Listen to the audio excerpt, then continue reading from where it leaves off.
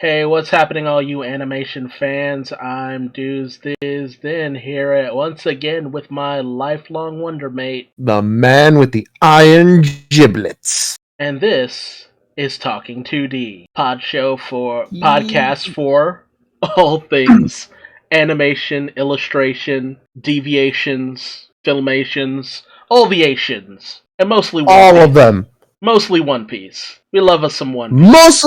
Mostly One Piece, because we love One Piece. Love the shit out of some One Piece. One Piece is the only thing that makes me happy anymore. What helps get me out of bed every morning, which is especially sad because it only comes around at most maybe twice a week, but this time around we actually had 3 instances of One Piece. And first on the agenda, and we'll mention one of the other things a little bit later on, is the manga. And that is One Piece Chapter 1019. And bear with me as I try to get this right. Heliceratops. I think that's how you pronounce it. It's either Heliceratops or Triceracopter. Gotta love those alternate translations. So now that we have both these possibilities up, which do you like better? Personally, I kind of like Triceracopter. I kind of do as well. It's easier to pronounce, honestly. Yeah, honestly, that is fair, because when you said Heliceratops, I'm like, it's going to be a little hard to roll off the tongue. Just a smidge. Yeah, I will easily go with Triceratopter. So, let's talk about Triceracopter. Like, I love how even Frankie has to comment, like, wait, I didn't know they could do that. Oh, jeez. Oh, man. Like, honestly, Sasaki in his hybrid form, I was going to call bullshit on doing that, but then I remembered all the funky things most hybrids can usually do, because then I thought back to Kaku, and I'm just like... like, motherfucker turned into a goddamn box. I mean, like, he used his giraffe form in ways I was not expecting him to be able to. The fact that he decided, let me shorten my neck and lengthen my limbs to become reverse giraffe. Or just propel his head at extreme speeds to strike at Zoro, or to like turn into his cube form and throw like the the little air slash attacks up into the air to have them just rain back down on Zoro. It's just like, and he's coming up with this shit on the fly too. That's the thing that got me. Yeah, I mean, he did just get these powers. What, like 2 hours ago? Maybe even less? Essentially. But, I mean... well, the funny thing is, too, that even when it did come to Sasaki and his abilities, there were a few instances where it was pretty kind of obvious that even he wasn't completely in control of it. Because there was one of those moments where he tried to, he was getting ready to charge at Frankie, and then he accidentally reversed. And it was so obvious he didn't mean to do that, as he immediately started blushing. That's true. That is very true. Triceracopters apparently is not something Sasaki regularly practices with, because he doesn't know how to totally control it. I mean, like, he did back into those people and almost crashed into them, and just like, bro, what the fuck? It's like, sorry. Sorry, guys. That one's on me. But, honestly, I love the way that Frankie, I love the way that the general was able to just fucking take that shit like it wasn't even shit. I mean, that's not totally true. Right up until the end, at least. Oh, yeah. When Frankie ejected, that was actually really smart. Yeah. I kind of didn't expect that to happen at all, but when he just popped out and said, oh, look, there's your belly. Hey, real quick, let me just blast that with my laser. It's just like, right, robot, you can get out of it. I feel like Sasaki was just like, oh, he doesn't turn into that. He was inside of it. Like in that very moment before Frankie blasts him, it's like, oh.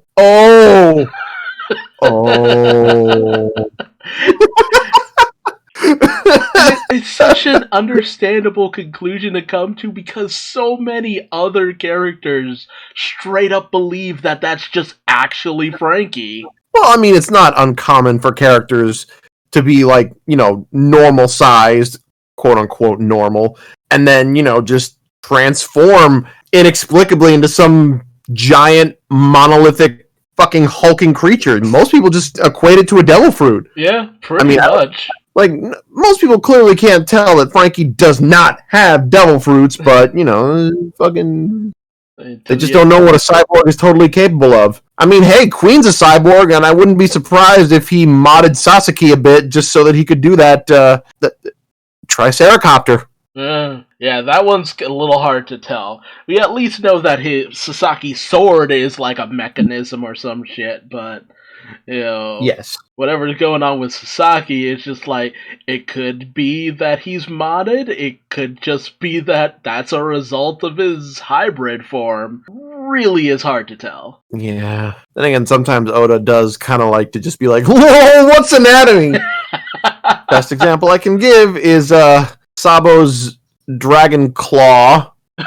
First off, that's just impossible to do with your hands. I'm sorry. I mean, I can kind of get my hands kind of like that.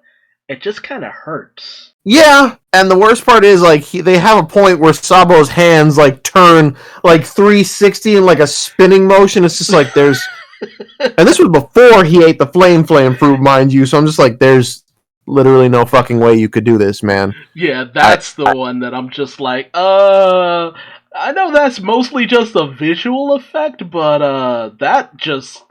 I'm like, that raises a lot of questions. It's like, guys, remember that anatomy is a thing here, and that you can only break it after you have the devil fruit power. I could totally get Sabo doing that shit after having a Logia-type devil fruit where my bones can turn into fire. What am I worried about? Oh my god. Oh, finally shit possible. Well, let's see. So there was Frankie's fight with Sasaki, which finally came to a conclusion. That is 4 members of the Tobiroppo now out of commission. Yeah, as far as we know. As far as we know. Queen's hair can apparently shoot laser beams. Of course it can. I saw that, I was just like, first of all, the fact that it was mechanical kind of took me off guard. Then it's shooting lasers. Though I do love that Sanji's immediate thought is, rapid fire laser blast. Man, Frankie would love this. We don't really get Sanji thinking of Frankie that way that often. And I'm all for it. I really appreciate that kind of stuff. Yeah. Just little character moments that highlight that. I want to say they highlight something, but I don't know what specifically. So that they actually give a shit about each other. That's it. That's exactly it. We had Miyagi trying to burrow through all those goddamn bandages that Zoro was in. I will say one thing about Sanji. When he was told, make sure his body doesn't rattle around too much, he damn well made sure that Zoro's body would not move for shit. I mean, he followed his instructions, but let's be real, Sanji wouldn't have done that for Zoro's well-being. He would more likely have done it just because he thinks it's funny. And it is. It is fucking hilarious. I mean, he was promptly able to start smacking people with his Zoro cross, so... I'm gonna miss the mighty Zoro sword. It's just like, what do you do when you've gone past 9 swords? You become a sword yourself. And Luffy has awoken, some form of awoken on the Heart's pirate ship, demanding meat, as Luffy usually be doing. Yeah. This is that moment where it's just like, all right, I need my healing item right now. My healing item is meat. Bring me my healing item. And that's about it for Luffy, really. Yeah. We do have Kaido and Yamato battling out on Onigashima, both in their hybrid forms. Yep. We finally get to see what Yamato's form looks like. Because, well, do you have any guesses what kind of creature Yamato is? He was gonna be a tiger? I mean, bruh, you sure that looks like a tiger? That No, that I'm thing. not really. Listen, I'm really not sure what that looks like. To be perfectly honest with you, like I'm gonna keep it 100. I don't know what that's supposed to be. Looking at this shit like, That's certainly whatever that is. See, Can't tell you what it is, but it's certainly that.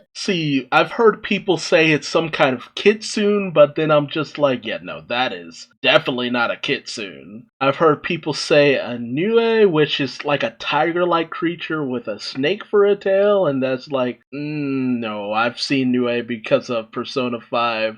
Those things tend to be a lot stockier and have a bit of a mane. There was another kind of mythical creature. What's that? I saw someone compare his form to like some kind of mythological horse. Yeah, that was what I was gonna bring up, and I'm just like, no. If you look closely at the face, this is more like a canine than a feline or even equine. Like, not quite. I've looked up what could possibly be what it is. What was the name? Hold on one second. I'm trying to find it myself, actually. Yeah, there we go. It's not a complete one-to-one thing, and they have different variants of it. Look up something called a kotobuki Japanese creature. Alright, hold on. Trying to load up my browser here. Anyway, let's continue while I'm looking this thing up. Well, what was it called again? Kotobuki, Kotobuki. Now, it's not an exact one-to-one kind of situation, but it's a creature that has, the head of a rat, the ears of a rabbit, the horns of an ox, head crest of a rooster, the heart of a goat, the neck of a dragon, the mane of a horse, shoulders of a tiger, arms of a monkey, and the back of a boar, hind legs of a dog, and the snake of a tail. Now, Yamato definitely does not have all of those things, but I mean, when I looked at the picture of a kotobuki, there's at least a little bit that you could see kind of integrated into it. Let me see here. Keelan. Yeah, it is honestly legitimately hard to tell what Yamato is technically supposed to be, because those horns, those are his horns, so we don't know like what they're actually supposed to be. I'm sure he'll reveal it soon, but I really can't tell you what the hell this is supposed to be. It is the most abstract of creatures, and you know what it kind of reminds me of? Do you remember, what was it? Princess Mononoke? The forest spirit from that. That is the vibe I'm getting from it. Just a little bit. It has it has, I'm looking at it, it has these the hair looks like mythical clouds almost. Yeah, which is honestly kind of common in a lot of mythical creatures, but it really is hard to tell. Sitting here kind of stumped because, like, what? Well, either way, what else was going on in this chapter? That's literally it. Okay, yeah, because realistically, we'll be on this for like a good who the hell knows how long, just trying to figure this shit out. We'll likely get our answer in the coming weeks, but for now, it's just like, wow, what is this crazy dog, rabbit, horse? Yeah. What are you? What are you? But I feel like everyone at this point is just like asking themselves, what are you? Like, you got those people who still can't really accept that Yamato identifies as male, so they're just like, "What are you? You're a he, but you have tig old bitties." Yeah, that's a whole nother subject right in and of itself. Oh yeah, no. I'm not trying to like make a whole thing. It's just like it's this on top of that. Yeah, that is just making people constantly ask, "What are you?" Although, actual plot point of this whole thing is that Kaido was apparently looking for that devil fruit for a good while before Yamato ended up eating it in a fashion apparently very similar to Luffy, where it was just like, I'm hungry, I want this food, and then boom, devil fruit, can't swim anymore. Man, this food sucks. Like, that's the exact same way that Ace got his devil fruit. If you've watched any of the Ace manga done by Boichi, the artist for Dr. Stone. I would love to. The problem is I don't know where to find it. Yeah, it's God, I'll look around for it for you. I forget where I had read it, but I'll shoot it to you later on. It's awesome stuff. Okay. The other manga aspect that had come out was another chapter of Shokugeki no Sanji. Food Wars Sanji? Yes. And it's kind of kept up this kind of tradition almost going on where it always comes up around like the downtime of each series for the most part. But it's, the first chapter was like right before Sanji ends up meeting the Straw Hats. The second chapter feels like it's more or less like right after, I would think, Arlong Park. Don't quote me on that. I think it was after Arlong Park, because Nami has her tattoo. And this third one actually comes about right after the defeat of, well, not right after the defeat of Crocodile, but, when they're having that banquet at the end of Alabasta. So you get to see Vivi, and Sanji's trying to make something special for her as a kind of, he kind of figures it's more like a thank you to her for the most part. He wanted to make something special for her, which is, like, really sweet. I mean, that's Sanji. He'll always do stuff like that for a lady. But, honestly, these, mangas are, if nothing else, just great to look out in terms of the art. And in certain cases, seeing One Piece characters in a more detailed style can be both a blessing and a curse, as sometimes they really do help to make it stand out more, just how different some of these character designs really can be. I mean, if nothing else, it has given Oda a very standout style. Like, no one else does what he does when it comes to character design. Yeah. Also, another running gag that I've noticed keeps going on with these Shokugeki no Sanji's mangas is that for some reason, and I could not tell you why, the artist pretty much refuses to completely show Usopp's face, Luffy's face, and now with this one, since she's in it now, Chopper's face. Like, absolutely just goes out of his way not to draw it. Probably because he knows, like, how the fuck am I supposed to translate this into my style? Usopp has a nose out past his dick. Or probably out to exactly the same length as his dick. Chopper's literally reindeer Pikachu. I don't know. I feel like Chopper's face would at least be a little bit easier to design. You'd think, but I guess he doesn't draw animals. Who knows? Surprisingly, when people don't draw animals, if they've gotten into a comfort zone of only drawing people, they struggle with animals. They struggle with it.